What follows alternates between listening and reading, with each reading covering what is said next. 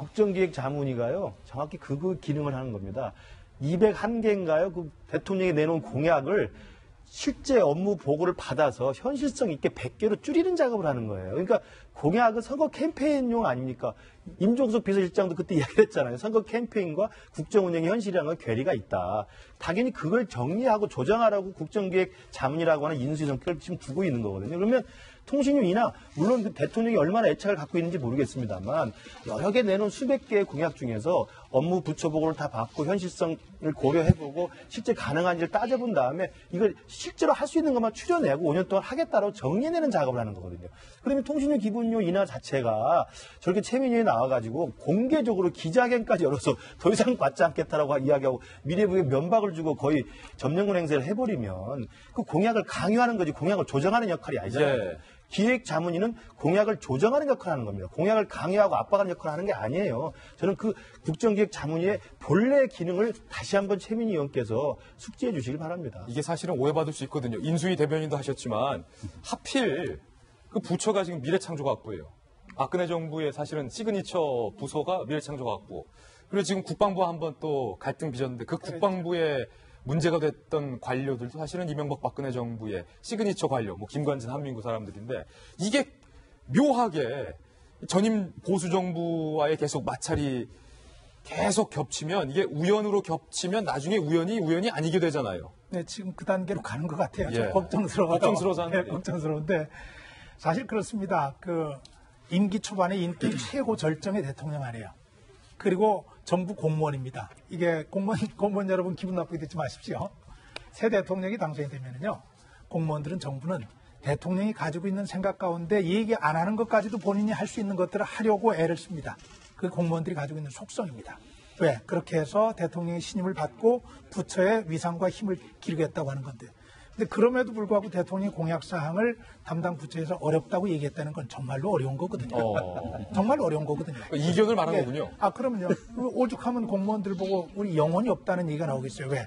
대통령이 바뀌면은 대통령 말하는 것 이상으로 따라가려고 노력하는 사람들이기 때문에 이전 정권 사람들이 보면 저 사람들 왜 저래 하고 오해할 소지도 있거든요. 근데 그럼에도 불구하고 이렇게 나왔다는 건 그런 건데 최민희 의원이 제가 볼 때는 오버했죠. 미안한 얘기지만 정치인이라서 죄송합니다만 자기 장사한 것 아닌가 싶고요. 네. 대통령이 그 얘기 하셨잖아요. 저 청와대 내에서 수석들에게도 당신들의 역할 가운데 하나는 반대하는 거다. 내가 얘기하는 거 결정된 거 없다. 잘못된 거 반대하라 했는데 주무부처에서 이렇게 얘기했는데 그리고 최민희 위원회 워딩을 보니까 제가 안 받겠다고 했네요. 분과위가 안 받겠다고. 그렇군요. 제가 보니까 저 이해 잘 안 돼요. 하여튼 여러 가지 대목이 좀 석연치 않은 뉴스였습니다. 두 번째 춘추관 뉴스 넘어가겠습니다. 함께 보시죠.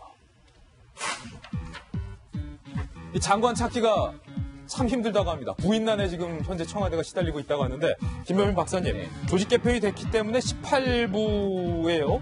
18명의 장관 자리가 있는데 이 중에 지금 12명이 아직 발표가 되지 않고 있다. 이게 문재인 대통령이 밝혔던 5대 원칙에 다 걸려집니까? 그중에 이제 4명 같은 경우는 국회의원이니까 또 청문회를 쉽게 통과할 수 있는 사람으로 볼 수 있는 거고요.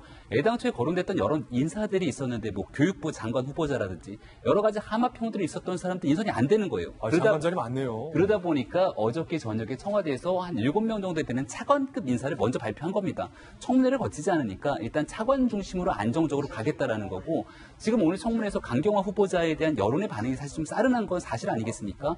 그럼 여기서 앞서 박성규 차관께서 중요한 얘기를 해주셨는데 문재인 대통령이 후보 시절부터 5대 비리에 대한 원칙을 세웠는데 이걸 가지고 청와대에서 과연 공약사항에 대해서 한 발 후퇴하면서 좀 무마시킬 것인가에 대한 여부를 주목했는데 원칙을 후퇴시킨 것이 아니다. 세부 기준을 만들겠다고 대통령이 다시 한번 확정적인 얘기를 한 겁니다. 그러다 보니까 여기에서 다시 한번 장관 후보자를 인선했는데 또다시 도덕적 문제가 불거지게 됐을 경우는 현 청와대에 굉장히 큰 부담이 될 수밖에 없는 거거든요. 그래서 인선 작업의 속도가 조금 늦춰지더라도 장관 인선에 대해서는 최대한 더 많은 검증들을 통해 갖고 나오겠다라는 나름대로 민정수석실의 의지를 좀 표명하고 있는 게 아닌가 싶어요. 근데 이렇게까지 검증해서 내보낸 후보자가 정말 좋은 사람을 찾아야 되는데 그럼에도 불구하고 또다시 구설수에 오르게 된다면 정말 현 정부에 굉장히 큰 부담이 아닐 수 없을 거라는 생각이 듭니다. 신중한 건 좋은 거고 특히 이제 5대 원칙에 대해서 한 번 더 걸리면 이건 청와대가 부담이 되는 국면이기 때문에 상당히 신중하다는 건데 일각에서 지금 국방부 장관 후보자도 발표 안 되기 때문에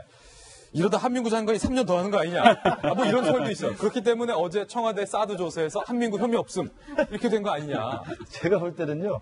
지금 인사검증 시스템이나 이제 5대 인사 배제 비리 원칙이라는 한민구 장관도 고달플 것 같아요. 너무 이제 수준이 예. 높다는 이야기가 현실적으로 나오는 건데 또 하나의 요인은 내부의 물밑 경쟁이 치열하다는 점도 또 요인이 그런 얘기도 있어요. 예, 그러니까 어제 뭐 김기정 차장 이야기도 나왔습니다만은 외교안보 라인 같은 경우는 사실은 지금 그 높은 인사 그 기준에도 불구하고 빨리 시급하게 자리를 좀 채워서 당장 6월 말에 예정되어 있는 한미 정상회담 준비를 해야 됩니다. 근데 지금 곳곳에 비어 있잖아요. 그러면 외교안보 라인에서는 좀 그 높은 도덕성이나 높은 기준 원칙을 감안해서라도 빨리 좀 찾아서 적임자를 물색해야 되는데도 가장 치열한 경쟁이 벌어지고 있는데 또 거기라는 또 소문이 있어요. 그러니까 그런 것들은 저 경쟁자를 끌어내려야만 예. 자기가 들어갈 수 가능성이 있기 때문에 끌어내리기 위해서는 또 굉장히 많은 여러 가지 풍문과 여러 가지 제보와 이것들을 굉장히 많이 또 흘리게 되거든요. 그런 면에서 보면 그 내부 경쟁이 치열하고 이것들을 잘 마무리하지 못하는 지금 청와대 내의 상황, 현실 이것도 아마 지금 장관 인사를 미루게 되는 또 요인이 아닌가 싶습니다. 예, 뭐 기본적으로 신중해서 나쁠 건 없다라는 생각도 한편 듭니다.